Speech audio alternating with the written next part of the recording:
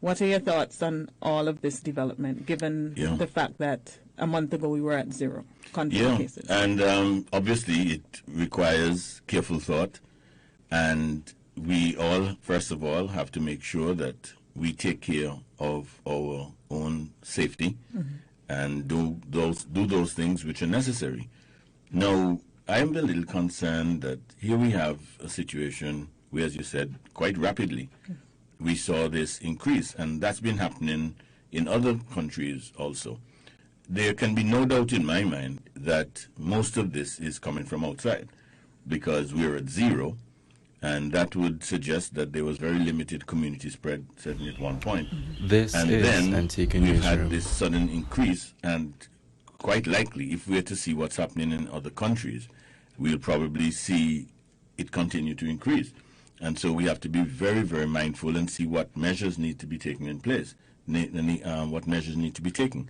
The issue of the rise that you just mentioned is something that I believe, and you also mentioned the cluster, I believe we have to look very seriously at how we're treating with the visitors who are coming here, because the hotel that we heard about, where some of the persons who worked there ended up contracting the COVID, the fact that they would have been exposed to guests who, in my view, I can't see any other explanation for it. I can't see that guests would have caught it from local people. I believe local people would have caught it from somebody who would have brought it in and then spread it within their family circle or wherever.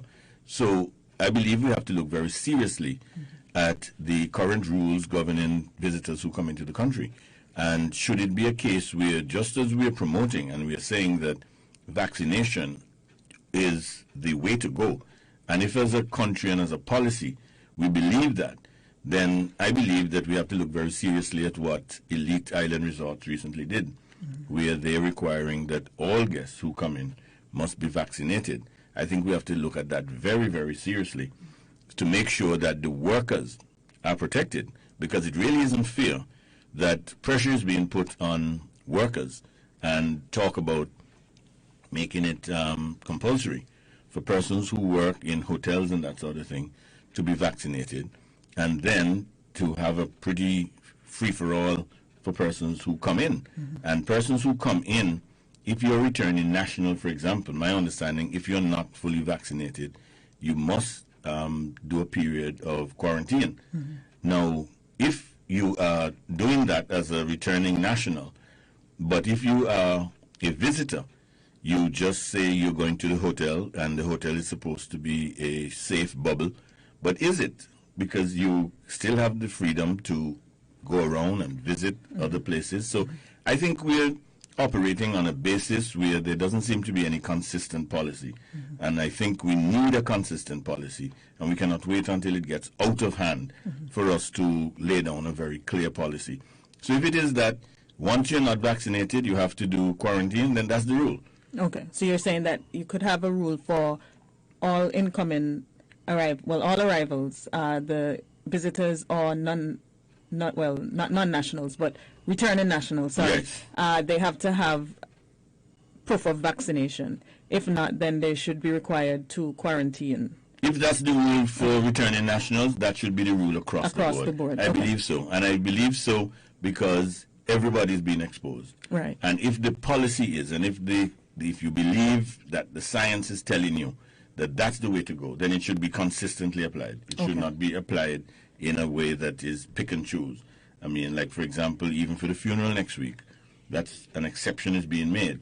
So, you have to just wonder, because by next week, I just hope it won't be bad, so that, we have any issues. But these are things we have to look at. We have to manage this thing very carefully.